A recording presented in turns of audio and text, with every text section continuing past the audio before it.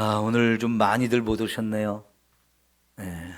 명절을 앞두고 좀 마음들이 어수선하기도 하고 바쁘기도 하고, 그런데 이럴 때 우리가 믿음을 더욱 새롭게 하고 하나님 앞에 예배하면서 우리 은혜로 더 충만해지기를 축원합니다.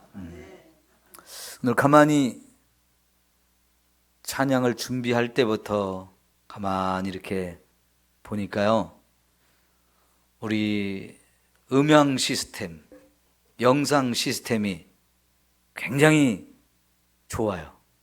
그러죠? 우리 군산의 큰 교회 빼고는 우리 교회가 음향 시스템이나 영상 시스템이 아주 잘 갖추어진 교회가 됐어요. 음향이 아주 깨끗하게 잘 나오지 않아요? 그죠? 여러분 듣기에 참 편안하죠? 이 정도 갖췄으면 굉장히 좋습니다. 이제 TV 좋은 걸 또 이렇게 달아서 영상도 아주 잘 나오는데, 영상이 깨끗하게 잘 나오니까 제가 고민이 생겼어요. 저도 얼굴을 좀 화장을 좀 진하게 해야 될까?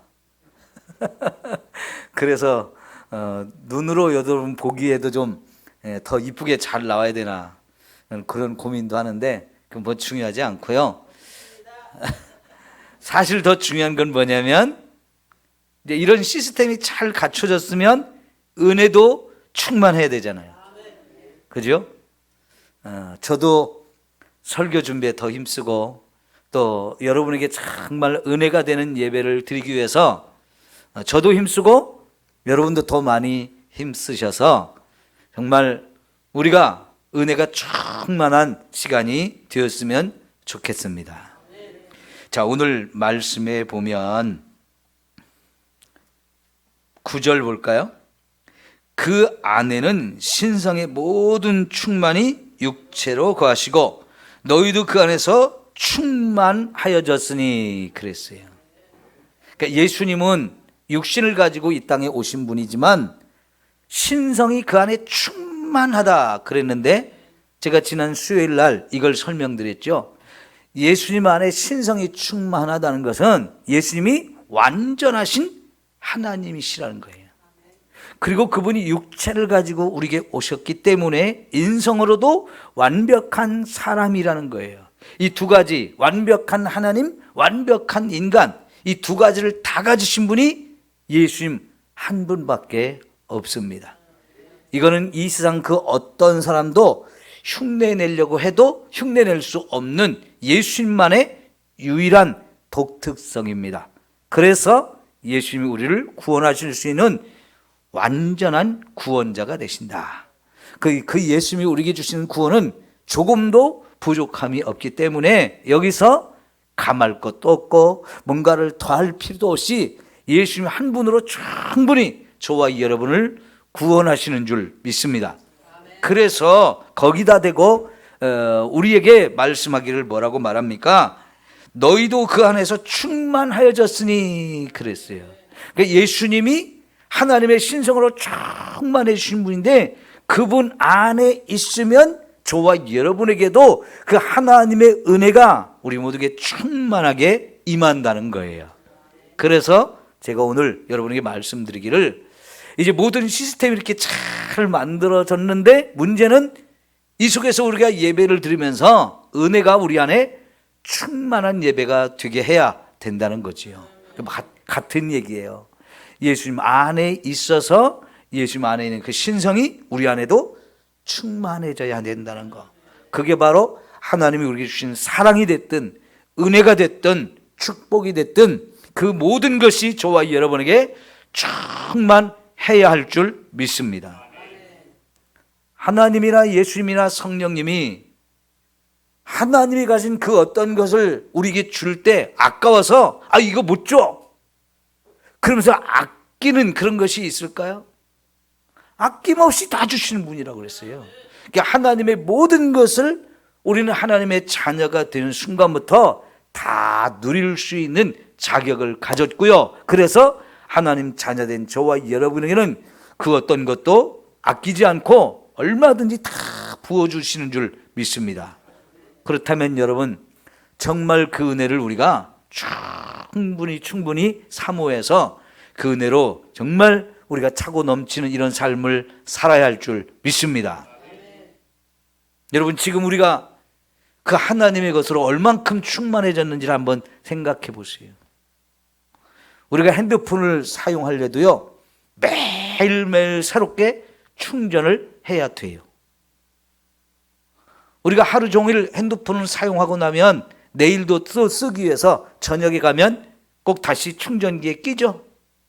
그래야 오늘 하루 쓰다가 배터리가 다 이렇게 소진이 된 것이 다시 밤새도록 충만하게 채워지면 내일 또 그걸 가지고 선을 빼서 그냥 손에 들고 다니면서 마음껏 또 쓸 수 있잖아요. 그것처럼 하나님의 은혜는 계속해서 또 채워지고 또 채워져야만 우리가 이 충만한 상태를 계속 유지할 수 있게 되어져요. 요즘에 우리 각자가 한번 생각해 봤을 때 배터리로 생각한다면 저와 여러분은 30%가 남아있는 상태입니까? 아니면 50% 남아있는 상태입니까? 아니면 80%, 90% 확 차 있는 상태입니까? 어떤 것 같아요? 예전에 비하면요, 우리 자신이 신앙의 열정도 너무 많이 떨어지지 않았어요? 예배를 드리면서도 감격도 별로 없지요? 하나님의 사랑을 얼마나 크게 느끼십니까? 그 하나님이 나를 사랑한다는 것이 절절히 느껴져서 막 눈물도 나오고 감사도 넘치고 기쁨이 막 충만해져야 되는데 그걸 언제 누렸는지 모른다 할 정도로 우리 하나님의 사랑을 새롭게 체험하지 못하고 있지 않나요? 말씀을 더 읽고 싶어가지고 막 열심히 말씀을 보는 거, 저는 참 이 은혜가 여러분에게 부어져서 너무 감사한데요, 아직도 그런 면에서 나는 괜찮아, 이 정도면 됐어 하면서 말씀을 사모하지 않고 읽지 않고 말씀의 은혜를, 말씀을 통해 주시는 그 감사와 감격을 깨닫지 못하고 그냥 덤덤하게 살아가는 성도들 많이 있잖아요. 내가 받은 그 사랑 또 남에게도 나눠주고 싶어서 이 사랑을 알지 못한 사람이 불쌍히 여겨져야 되는데 예수 믿든지 말든지 나하고 뭔 상관이야 이러면서 그냥 덤덤하게 쳐다보는 그런 내 마음의 상태, 이거는 정상이 아니죠. 여러분, 그래서 우리 다시 한번 예전처럼 은혜가 충만하게 되기를 소망합니다. 기도할 때에 더 열심으로 부르짖어서 하나님의 성령으로 충만해져 가지고 또 하나님 주신 권세와 능력이 우리 안에 충만해져서 마음껏 하나님의 일을 감당하는 저와 여러분이 되었으면 좋겠어요. 하나님의 일을 더 하고 싶어서 내 마음이 뜨거워지는 그런 상태가 되어졌으면 좋겠어요. 여러분, 예수 그리스도 안에서 우리도 충만해져야 된다고 그러잖아요. 하나님의 신성이 우리 안에 충만해져야 된다는 거, 그 바로 하나님이 우리를 사랑하는 것을 뜨겁게 느끼고 은혜가 충만하게 임하고 하나님의 축복도 저와 여러분에게 차고 넘치는 이런 상태가 되어져야 할 것입니다. 제가요, 신학대학원에 다닐 때 수원에 소문난 교회가 하나 있었어요. 알게 모르게 소문난 교회. 그래서 수요일 날 저녁에 제가 일부러 그 교회를 찾아갔어요. 그 교회는 어떤 교회냐면요,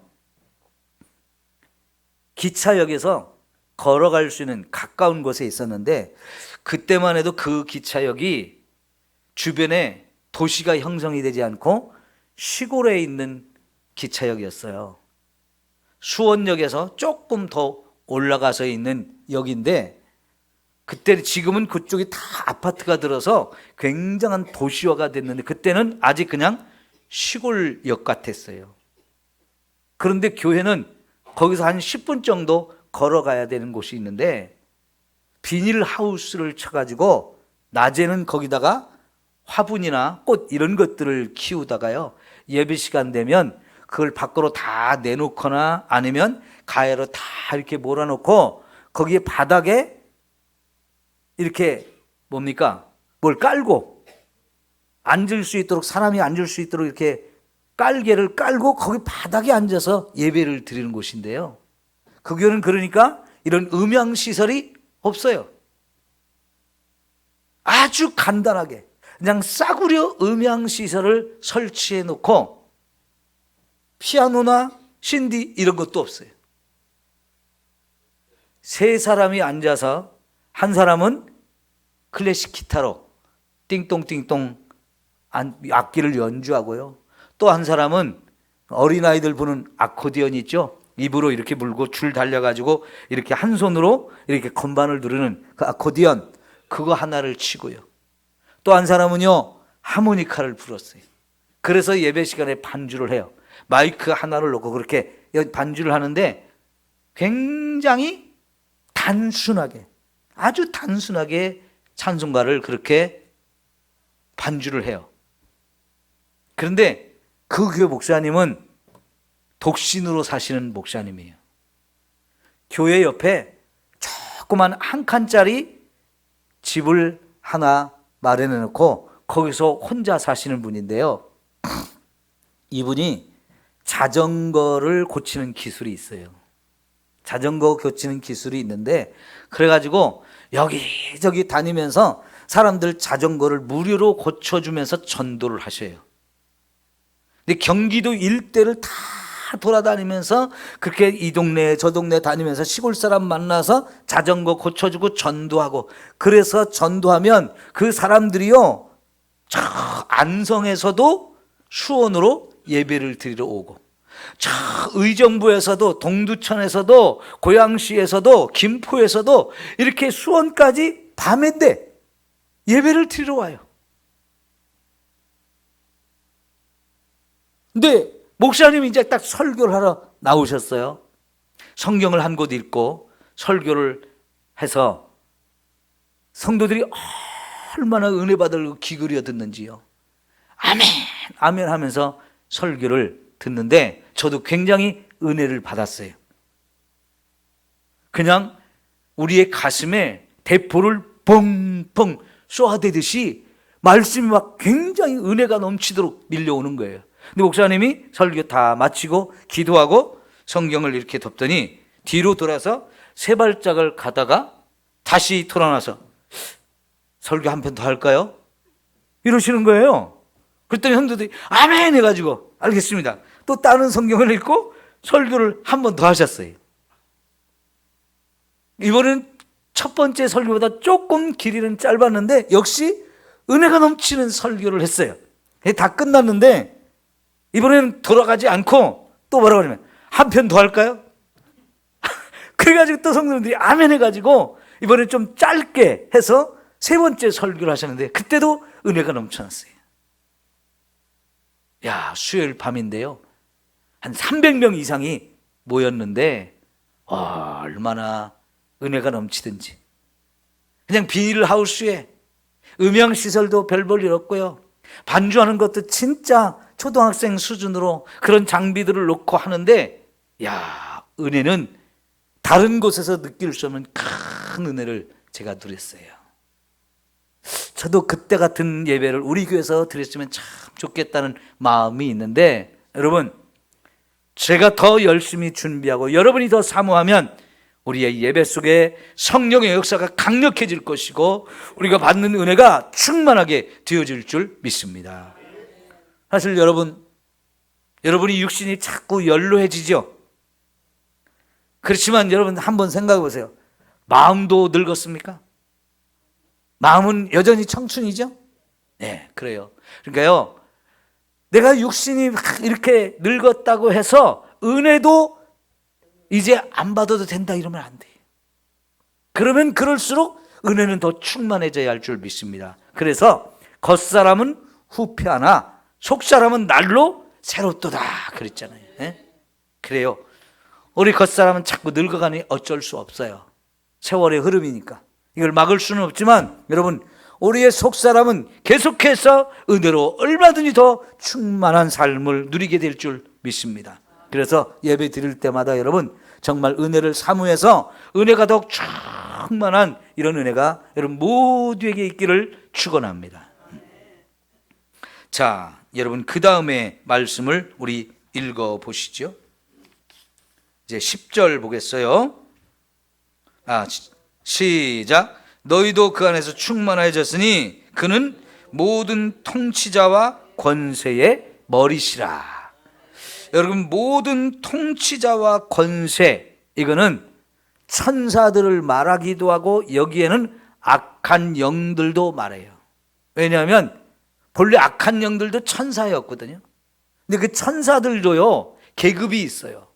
천사장이 있고 중간 역할을 하는 놈들이 있고 또 그 밑에 제일 밑에서 또 따르는 이런 천사들도 있고 사탄과 그 쫄개들도 있는데, 그러니까 여기 통치자들, 권세자들 말하면 이 영적 세계에 있는 영적 존재들, 특별히 그 가운데서 힘을 가지고 있고 권세를 가지고 있고 다스리는 그런 지도자들, 더 큰 힘을 가진 이런 존재들의 머리가 누구라고요? 예수님이라는 거예요. 왜요? 그 모든 것을 만드신 분이 예수님이기 때문에 그래요. 여러분 1장 15절을 한번 볼게요. 1장 15절 시작. 그는 보이지 아니하는 하나님의 형상이시요 모든 피조물보다 먼저 나신 이시니 만물이 그에게서 창조되되 하늘과 땅에서 보이는 것들과 보이지 않는 것들과 혹은 왕권들이나 주관들이나 통치자들이나 권세들이나 만물이 다 그로 말미암고 그를 위하여 창조되었고 또한 그가 만물보다 먼저 계시고 만물이 그 안에 함께 섰느니라. 여러분 예수님을 만물의 창조자라고 말씀하고 있는 거예요. 근데 그분이 만든 것이 뭐냐? 하늘에 있는 것과 땅에 있는 걸 다 만드셨다. 그 가운데는 보이는 것도 있고 보이지 않는 것도 있는데 보이는 것도 다 지시고 보이지 않는 것도 어마어마하게 지었어요.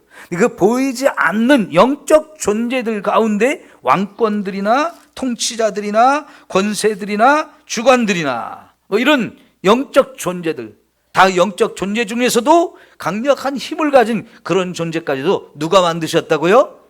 예수님이 만드셨다는 거예요. 그러니까 그 예수님이 그들의 머리가 되신다, 그들을 다스리고 그들을 지배한다는 거 여기 말씀하고 있거든요. 그 다음에 보십시다. 어디를 봐야 되냐면요 15절이에요. 2장 15절 2장 15절 시작.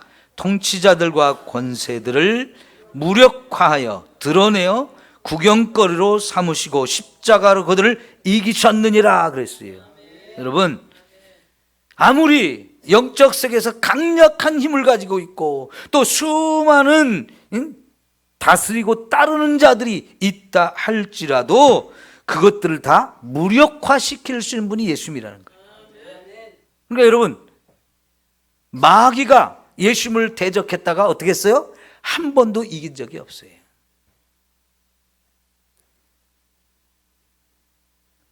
마귀는 예수님을 제일 두려워하고 예수님의 말씀 한마디에 그냥 벌벌 떨고 꼼짝 못하고 가라 그러면 확 다 떠나갈 수밖에 없는 존재들이에요.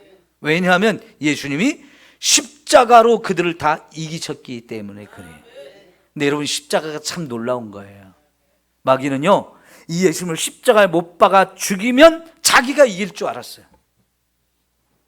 그래서 어떻게든지 세상의 권세자들, 로마의 빌라도 총독, 또 유대 땅의 최고의 대제사장, 그리고 바리새인들, 서기관들, 그 당시 종교 최고 지도자들, 정치 지도자들, 최고의 힘을 가진 사람들을 다 불러 모아가지고 예수를 십자가에 못 박게 만들었잖아요. 그러면 이제 예수를 이길 줄 알고 최후의 수단으로 예수를 십자가에 못 박아 죽였는데 여러분 예수님이 죽었어요. 그런데 죽는 것으로 끝나지 않았잖아요. 어떻게 됐어요? 예수님은 죽음을 이기고 부활하셨거든요. 그러니까 여러분, 이 십자가는 오히려 마귀를 두렵게 하는 것이고 죽여도 안 되는구나. 죽으면 끝날 줄 알았는데 내가 가진 최고의 무기 죽음을 물리치고 그걸 깨뜨리고 거기서 다시 살아나신 예수님, 더 이상 마귀가 예수님을 공격할 만한 무기가 없어요. 그래서 여러분, 마귀가 예수님을 꼼짝 못하게 하는 거예요. 그러기 예수님이 마귀와 이런 세력들을 무력화시키고 드러내어서 구경거리가 되게 만드셨다는 거죠. 여러분, 저와 여러분이 마귀를 내쫓으면 누가 승리한 거예요? 우리가 승리한 거죠? 그럼 여러분, 우리가 그 마귀를 물리치고 승리할 수 있는 것은 내 뒤에 예수님이 계시기 때문에 그러죠. 예수님의 이름 때문에, 예수님이 주신 권세 때문에 우리가 이 마귀를 물리치고 이길 수 있는데, 그러면 이제 예수 믿는 저와 여러분 앞에도 마귀는 꼼짝 못하는 존재가 되어지는 거예요. 그래서 우리가 예수의 이름으로 마귀의 존재를 확 드러내고 그들을 세상의 구경거리로 만들 수 있는 이런 어마어마한 힘을 우리가 갖게 되신 거예요. 그러니까 여기서 사도 바울은 골로새 교회 성도들에게 예수님을 믿음으로 그 예수님이 얼마나 대단한 분인지를 보여주는데, 우리가 지난주에 보았던 말씀 중에 18절에 보면 아무도 꿈에는 겸손과 천사 숭배를 이유로 너희를 정죄하지 못하게 하라 그랬잖아요. 그러니까 천사들이 대단한 존재라고 하면서 그 천사를 숭배해야 된다고 이렇게 잘못된 신학을 가지고 와서 엉터리 믿음을 갖게 만드는 사람들, 이런 사람들을 향해서 그 천사들은 예수님이 만든 존재이고 그 천사들조차도 예수님이 머리가 되어서 다 다스리는 존재라고 하니까 천사는 우리가 숭배할 존재가 아닌 거예요. 심지어 마귀들까지도 예수님을 십자가에 못 박아 죽이려고 했는데 오히려 그 십자가를 통해서 마귀를 부끄럽게 만들고 마귀를 완전히 무릎 꿇게 만들고 마귀를 꼼짝 못하게 만드신 분이 예수님이라는 거지요. 그러니까 여러분, 그까짓 그 천사들 우리가 숭배할 대상이 아니고 그 천사들이 저와 여러분을 도우라고 하나님이 만들어서 우리에게 붙여준 존재예요. 지금도 우리 눈에 보이지 않지만 천사들이 저와 여러분을 따라다니면서 오늘도 우리를 지켜줬을 거고요, 우리를 보호하는 일을 했을 거예요. 그 일을 하라고 하나님이 천사들을 우리에게 보내주시는 거예요. 그 천사를 우리는 섬긴다는 거, 이거는 말이 안 되는 거죠. 우리가 섬길 분은 오직 하나님밖에 없어요. 마태복음 4장에서 마귀가 예수님을 마지막으로 시험한 게 뭐였어요? 나한테 절 한번 하라는 거였어요.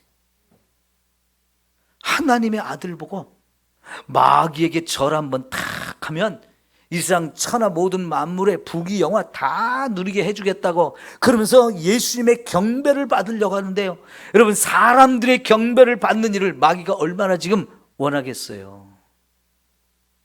그러니까 이렇게 천사로 가장해서 자기가 경배받으려고 하는 거지요.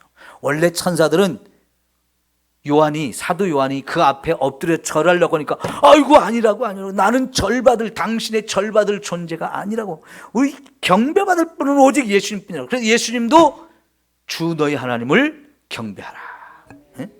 오직 하나님 외에는 우리가 경배할 대상이 없다라고 말씀하셔요. 마귀, 네가 감히 어떻게 하나님 대신에 그 자리에 앉아가지고 나의 경배를 받으려고. 나는 절대 너 같은 거 경배할 수가 없어. 우리 하나님만 경배할 거야 하면서 예수님이 그걸 탁 물리치잖아요.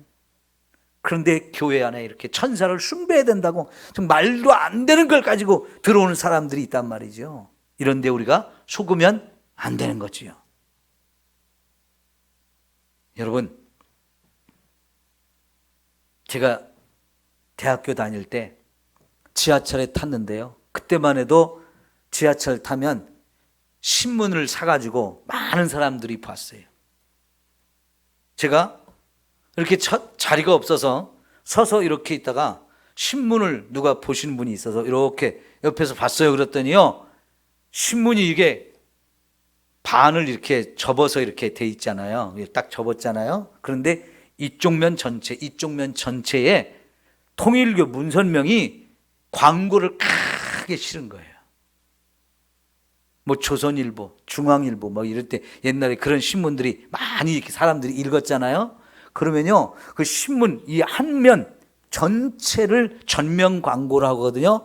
그 두 면을 다 사가지고 광고를 하려면 하루만 그렇게 해도 몇 천만 원을 내야 됐거든요. 그런데 문선명이 그날따라 이 양쪽 면을 다 사가지고요, 광고를 실었어요.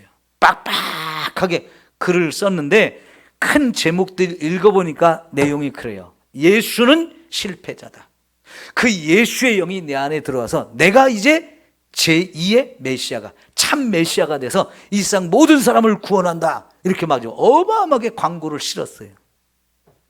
여러분, 맞아요, 틀려요? 예수님을 바로 아는 사람은 그게 어디가 틀린 얘기인지를 정확하게 분별할 수 있어야 돼요. 근데 제가 신학교 4학년 때였으니까 여러분, 제가 아직 어리기는 하지만 보니까 내용이 엉터리인 거예요. 예수가 실패자입니까? 예수가 우리를 구하는데 실패했어요? 그래서 예수가 33살에 죽은 건 실패했다는 거예요. 우리를 구원하지 못하고 죽었다는 거예요. 그런데 여러분, 이건 말이 안 되는 거잖아요. 예수가 그렇게 나의 죄를 짊어지고 나를 대신해서 죽어주셨기 때문에 내 죄가 용서되고 내가 온전히 구원받을 수 있는 길이 열린 거예요. 그런데 33살에 죽은 예수, 실패했기 때문에 죽은 거라는 거예요. 말도 안 되는 논리를 펴는 거죠. 그러면서 예수는 실패했지만 하나님이 메시아로 나를 선택해서 나를 이제 진짜 메시아가 되게 했다 그러는데, 그러면 문선명이 나를 위해서 해준 일이 뭘까요? 그가 나의 죄를 씻었나요? 그는 나의 죄를 용서하기 위해서 아무것도 한 일이 없고 그저 예수님을 흉내내면서 거짓말로 자기가 메시아라고 엉터리 말도 안 되는 거짓말을 하는 거예요. 여러분, 문선명이는요, 아담과 하와가 타락할 때 뱀이 와서 하와를 유혹했는데 그때 뱀하고 하와하고 성관계를 맺어가지고 그래서 타락한 것이라고 이렇게 가르쳐요. 에? 말이 돼요, 안 돼요? 그래서 여자들은 이제 문선명이하고 성관계를 맺어야 다시 회복되어질 수도 이따위로 가르친다니까요. 그런데 거기에 통일교 다닌 사람들은 다 속아 넘어가잖아요. 그래서 문선명이와 하룻밤을 자야 그래야 그 죄가 용서받는다고 이렇게 하면서 수많은 사람들을 문선명이가 그냥 알지도 못하는 사람 딱 짝지어주면 너희들 부부가 되라, 이건 내 뜻이야, 하나님 뜻이야 하면서 짝지어주면 얼굴도 보지 못한 사람 처음 만나가지고 문선명이 짝지어주면 아, 하나님, 문선명 아버지가 우리를 짝지어줬다고, 부부로 만들어줬다고 그러면서 결혼을 합동 결혼식을 했잖아요. 그 합동 결혼식 하는데 첫날 밤 부부간에 잠자리를 못하게 해요. 오히려 그 신부들이 문선명하고 관계를 맺거나 문선명과 관계를 맺어서 그 죄를 용서받은 사람하고 관계를 맺어야 그 사람도 그 부부도 거룩해진다고, 이런 말도 안 되는 논리를 가르친 거거든요. 여러분, 한번 잘못된 사상이 들어오면요, 계속해서 연달아 잘못된 교리를 만들어요. 이거는 완전히 예수님을 무시해버리고 예수님을 짓밟아버리고 거기에 자기가 탁 자리를 차고 내가 메시아다, 내가 구원자다, 나를 믿어야 된다. 그런데 여러분, 거기에 속아 넘어가는 사람이 너무너무 많잖아요. 그 똑같은 원리를 가지고 박대선은 전도관을 만들고 이만희는 신천지를 만들고 정명석은 JMS 교단을 만들고 이런 이단들을 계속해서 새롭게 만들어 가는 거거든요. 다 뭐냐? 예수를 무시하는 거예요. 예수는 실패자라는 거예요. 근데 자기가 하나님에 의해서 메시아로 선택받은 사람이라고 다 그런 똑같은 논리를 펴요. 그런데 거기에도 또 속아 넘어가고 이쪽에도 속아 넘어가고 이쪽에도 속아 넘어가는 사람이 세상에 너무나 많은 이유는 이런 하나님의 말씀을 제대로 배우지 못했거나 이런 말씀들을 제대로 들어보지 못했거나 그래서 그러는 거예요. 성도 여러분, 우리는 예수님을 제대로 알아야 돼요. 그래야 내 믿음도 바르게 서고 내가 가진 이 복음으로 다른 영혼까지 구원할 수 있는 이 놀라운 은혜가 저와 여러분에게 주어져요. 이제 예수님 더 깊이 알아가려고 몸부림치면서 사모하고, 그래서 예수님의 복음 위에 우리 모두가 굳건히 설 수 있기를 축원합니다. 자, 여러분 조금만 더 하겠습니다. 자, 11절 볼게요. 시작. 또 그 안에서 너희가 손으로 하지 아니한 할례를 받았으니 곧 육계 몸을 벗는 것이요 그리스도의 할례니라. 자, 우리는 그리스도의 할례를 받은 사람이라고 말하고 있어요. 원래 할례는 구약에다 받던 거예요. 구약 시대나.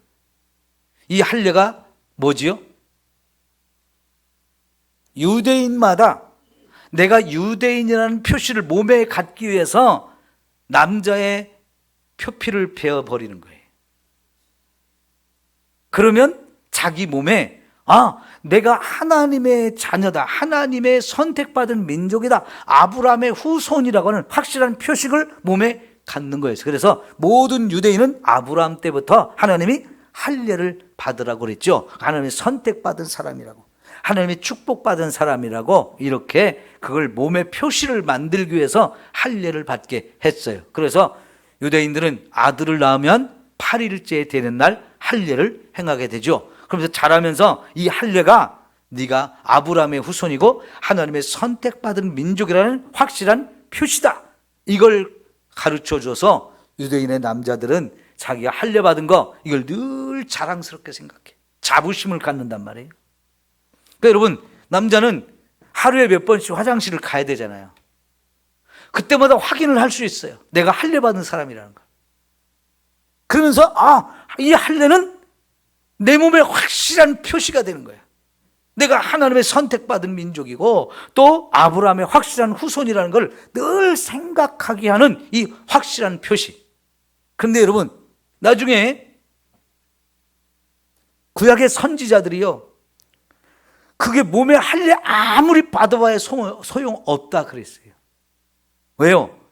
분명히 아브라함의 후손으로 태어나서 할례도 받고, 그리고 누가 봐도 아브라함의 후손이고 하나님의 선택받은 민족인 거 확실한데, 문제는 뭐냐? 하나님 백성답게 살지 않는 거예요. 마음에 진실한 믿음이 없는 거예요. 그러니까 몸에는 할례를 받았어도 마음에 진실한 믿음이 없고 그 삶이 거룩하지 못한 사람들, 그거 할례 아무리 받았어도 의미 없다, 소용없다, 쓸데없는 거다, 헛된 일이다 라고 막 책망을 하면서 뭐라고 그랬냐면, 할례를 받으려면 마음의 할례를 받으라 그랬어요.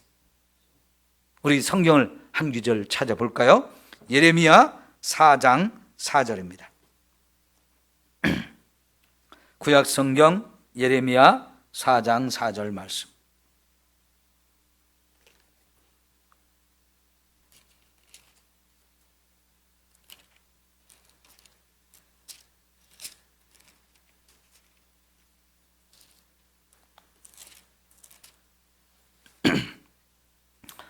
자, 다 찾으셨나요? 그러면 우리 다 함께 읽도록 하겠습니다. 시작. 유다인과 예루살렘인 주민들아, 너희는 스스로 할례를 행하여 너희 마음의 가죽을 베고 나 여호와께 속하라. 그리하지 아니하면 너희의 악행으로 말미암아 나의 분노가 불같이 일어나 사르리니 그것을 끌 자가 없으리라. 아멘. 자, 여러분, 여기에 첫 번째 유다인과 예루살렘 주민아 하고 불렀어요. 유다인은 아브라함의 후손을 향해서 하는 말이에요. 예루살렘 주민이라면 이 아브라함 후손 중에서도 특별히 예루살렘에 사는 사람들이 제일 중요한 사람들, 가장 열정적인 믿음을 가진 사람들, 가장 헌신된 사람들이라고 볼 수 있어요. 근데 이 사람들을 부르면서 뭐라고 말하냐면, 너희 스스로 할례를 통하여 너희 마음 가죽을 베라 그랬어요. 원래 할례를 행한다는 것은 남자의 성기의 표피를, 끝에를 딱 잘라내는 거, 요즘으로 말하면 포경수술 받는 거거든요. 그런데 그런 할례를 받지 말고 마음의 가죽을 빼라고 말씀하셨어요. 이것이 바로 육신의 할례가 아닌 마음의 할례를 받으라는 거예요. 눈에 보이는 육신의 그 할례, 그거 아무리 100번 받아야 소용없고 진짜 할례는 내 마음을 베어버리는 거예요. 왜? 그 마음에서 온갖 죄가 뿜어져 나오잖아요. 그 마음이 가장 부패했잖아요. 세상에서 가장 부패한 것이 사람의 마음이라고 그랬는데요, 그 마음에 부패한 것 싹 베어버리라는 걸, 그래야 진짜 참된 할례를 받는 것이고, 이렇게 하지 아니하면 너희의 악행으로 말미암아서 나의 분노가 불같이 일어나서 살라버릴 것이다. 너희가 예루살렘 백성, 예루살렘에서 살고 있는 사람이고 아브라함의 후손으로 태어났고 아무리 육체의 할례를 받은 사람이라 할지라도 삶은 온갖 악행이 가득해요. 이거는 아무 의미가 없다는 거예요. 그러니까 지금까지 지은 이런 죄들을 철저히 회개하면서 마음을, 이 죄를 씻어내는 할례를, 마음의 할례를 받으라는 거예요. 그게 진짜 할례이고, 그래야 하나님의 진노가 너희에게 임하지 않는다는 겁니다. 근데 이런 마음의 할례를 받으라는 얘기가 여기저기서 많이 나와요. 선지자들이 많이 외쳤어요. 그리고 바울도 이런 얘기를 곳곳에서 말씀하고 있는 거거든요. 오늘 여기서도 육신에 받은 그 할례, 그건 중요하지 않고요, 이제 우리는 예수님을 믿음으로 예수님 안에서 할례를 받은 사람과 똑같다라고 얘기를 하는 거예요. 여러분이 마음의 할례를 받은 사람이 맞습니까? 대답을 못 하시네요. 제가 지금 설명한 내용이 이해가 안 돼서 그러나요? 아니면 스스로를 생각해 볼 때 저는 마음의 할례를 아직 못 받은 것 같나요? 예, 여러분, 예수님을 믿는 사람은 예수님께서 저와 여러분의 마음의 할례를 이미 다 해주셨어요. 비록 우리가 이 땅에 죄 가운데 태어나서 죄를 지으며 살았다 할지라도 예수님을 믿음으로 말미암아서 이런 죄를 다 씻어주시고 용서해 주셨기 때문에 이미 마음의 할례를 받은 사람이 되어진 거예요. 그래서 내가 예수님을 믿습니다, 이게 확실한 믿음이 있으면 예수님께서 너는 내 백성이다, 너는 하나님의 자녀다, 이렇게 우리의 신분을 바꿔주셨고요, 우리는 이제 악인을 불러서 의인으로 인쳐주셨어요. 이게 마음의 할례를 받은 거예요. 여러분, 이제는 여러분 마음의 할례를 받은 사람이라는 게 확실하게 믿어지지요? 네. 그거는 마치 세례를 받는 거고 똑같아요. 그래서 그 다음에 세례에 관한 이야기를 하고 있는데, 지금 세례 이야기를 지금 설명드리려면 시간이 또 많이 가요. 그래서 오늘은 여기까지 하고 말씀을 마치고 여러분 기도하는 시간을 가지려고 합니다. 자, 정리합시다. 오늘 첫 번째 얘기는 예수님은 신성과 인성이 충만하신 분으로서 저와 여러분을 구원하기 합당하신 분이라고 그랬어요. 근데 예수님 안에 있는 그 신성이 우리 안에도 충만해져야 된다. 예수님 안에 있으면 그 은혜가 충만하게 임할 수 있다고 그러는데, 예수님의 은혜가 충만하고 사랑이 충만하고 축복이 충만하게 저와 여러분에게 부어져야 된다고 말씀드렸어요. 오늘 첫 번째 기도 제목, 하나님, 내가 정말 예수님 안에서 충만하게 하옵소서. 은혜로 충만하고 말씀으로 충만하고 성령으로 충만하고 또 사랑으로 충만해지고 또 성령의 권능으로도 충만해지고 축복으로도 충만한 이런 삶을 살게 하옵소서. 지금의 메마른 심령, 잃어버린 그 감격과 은혜, 이런 거 다 내려놓고 다시 한번 은혜로 충만하게 해달라고 우리 기도하기를 소망합니다. 두 번째요, 이제 예수님만이 우리의 경배를 받으실 분이에요. 우상 숭배 안 됩니다. 천사도 숭배하면 안 됩니다. 세상에는 우리를 속이고 거짓말하고 미혹하는 것들이 너무나 많은데, 예수님을 더 제대로 알고 그런 것을 분별하고 물리쳐서 믿음으로 굳게 사는 저와 여러분이 되어야 된다고 그랬어요. 세 번째가 예수님을 통해서 마음의 할례를 받은 자, 구별된 자, 죄 사함을 받은 자, 하나님의 자녀가 되어진다, 이런 확실한 증거를 가진 저와 여러분이 되어졌다는 거지요. 다른 거 더 이상 필요 없어요. 예수님 한 분만으로 만족하고 예수님 안에 있는 거 더 더 내가 목마릅니다 하면서 더 사모할 때 그 은혜가 우리 모두에게 임할 줄 믿습니다. 기도합시다.